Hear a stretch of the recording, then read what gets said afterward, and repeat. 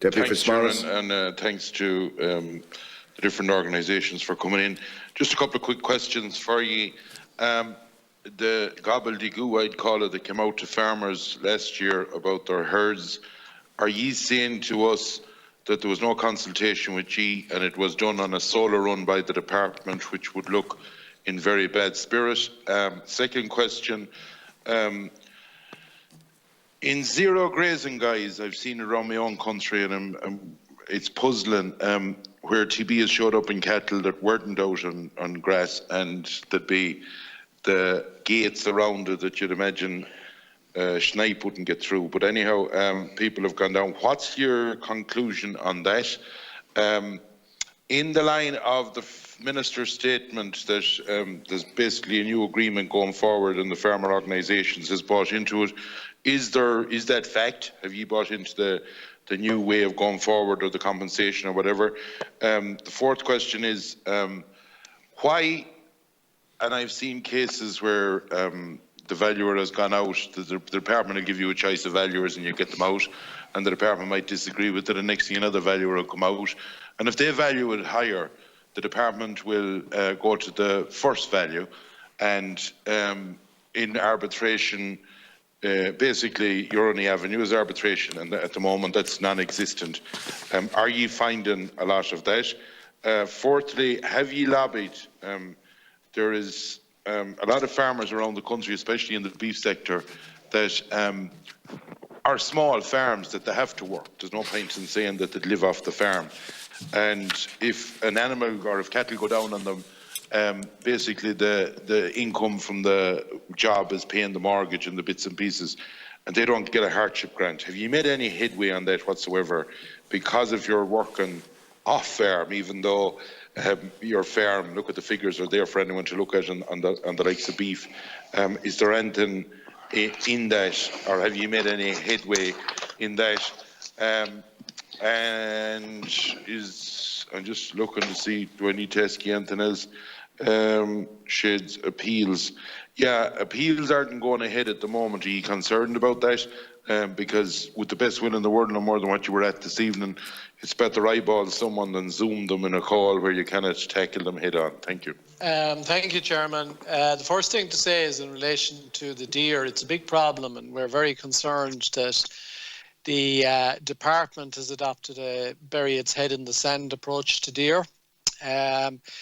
The limited research they have shows that the positivity rate in deer is actually equivalent to that in cattle. And obviously it's a problem in the cattle herd, but with the same positivity rate, the department doesn't see deer as a problem. And that's just an unsustainable position, and it's going to have to be tackled. Unless that's tackled, we won't make progress. We met Quilta a few years ago about the particular situation that pertains with deer encroaching onto farmland from their properties in Wicklow in particular. And I have to say we were disappointed that they didn't seem to have the good neighbour attitude that, you know, would be expected of farmers. And a company that's making in excess of 100 million in earnings and not having the price of being able to fence their lands is just not acceptable. I think, look, overall, it's important to state that, you know, we have had several strategies in a row now which are about expansion of the national herd. And the expansion of the national herd has led to significant increases in state revenues. So it's not possible to have the kind of expansion and indeed the kind of disruption of herds. So where someone sells a long-established suckler herd and then buys in a dairy herd from multiple different sources, you're going to have problems with a whole array of diseases in terms of immunity in the early stages. And in particular, I suppose, look at if you have very large herds, it is clear-cut that an outbreak of TB will lead to a lot more reactors. So I think, you know, all of these things are explaining the reason why we have an increase in reactors in the last couple of years. I think just on the matter of finances, we have been asking repeatedly, and we'd urge members of the Oireachtas to do this as well, for a breakdown of how the department explain the 35 million that they say they're spending on the programme. We haven't got it yet. And I think the issue here is one of what you might call relevant costs. Yes, the department can link a whole lot of staff to the TB programme and say that the cost of those staff adds up to 35 million. But the real question might be, if there was no TB, would all of that 35 million cost disappear? And I don't think it would. So in other words, we would have a big question mark about whether the department is actually, how it is spending the 35 million, or what does that consist of? And if there was no TB, would that cost disappear overnight? I think not. I think it's important to say that, look, farmers are contributing, that amount of money as well, which is a lot more than the compensation they get out of it. But there is also, it's important to know that, of course, farmers contribute a lot of free labour to the TB eradication programme by the amount of effort they put into herd testing on an annual basis. I think, just as an overall comment, I think maybe there is a question mark in my head anyway about the way in which maybe the focus it needs to be on black spots, and it needs to be in deer and wildlife, but we continue to spend a lot of money testing. I mean, we'd certainly be aware of members who haven't had any TB in 40 years, but they're subject to the same cost and the same investment and focus as black spots, and there's a question mark about whether that money is being well allocated. But I think overall it is extraordinary to think that we could have a massive dairy expansion program, and not just expansion but a switch in enterprise, where a lot of farms have had to sell out entire herds and buy in completely new herds to switch to dairying, and then to expect that we would have no change in or no impact on TB and disease in general. Just in terms of some of the questions Deputy Fitzmaurice asked, yeah, the letter was certainly a solo run. That was not agreed with the farm organisations. The new agreement is, I suppose, it is agreed in the sense that we want to continue with trying to find solutions to this problem, but we have put in detailed critique of a lot of the strategy that's there. But overall, we've agreed to continue to work with the process to try and find a resolution. And Deputy Fitzmaurice, you're absolutely 100% right. We have repeatedly raised the issue of how it is unfair that hardship grants are not available to low-income beef farmers who are forced to find income from elsewhere. And this is one of the issues we want resolved in the Finance Committee. Okay. Mr. Punch, Mr. Burke. Answer on behalf of IFA, if that's okay. Yeah, Thomas, yeah. So I suppose, Deputy, there's a number of common themes coming across from all of the questions, and indeed started by Senator Daly. And we talk about, have we confidence in the new approach? Well, let's just bear in mind what that new approach is. There's a strategy set out with a framework for working through the proposals of the TB Forum. We have had the implementation working group meeting this morning. We had a finance working group meeting last week, but time will tell. There is objectives set out of that strategy. There is commitments given that there will be a farmer-centred approach, but time will tell if that is delivered on, because for too long we've had the issue of the top-down approach where measures were implemented, no cognizance for the direct impact on farmers, on their livelihoods, and how they managed their farms. And Senator Daly is right, that moved in towards a firefighting action to try and resolve the issues caused on farms by poorly thought out programme proposals.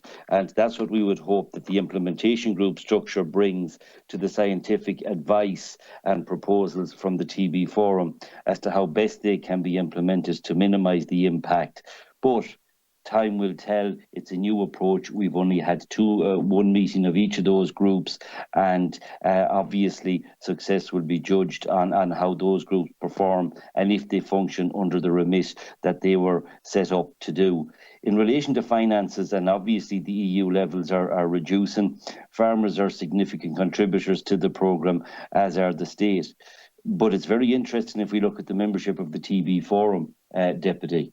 Farmers are a low number of seat holders at the TB Forum table, yet only farmers in the Department of Agriculture contribute to the TB programme. So in establishing the TB Forum, a large number of beneficiaries and interested parties have been identified by the state, and it will be interesting to see now, are those also identified by the state in relation to funding for the programme going forward. And this is the substantive issue that has to be addressed before we develop any programme, because if we don't have the resources to implement the likes of the effective wildlife programme that's necessary, then we are going to fail yet again. And it's back to Deputy Carty's point.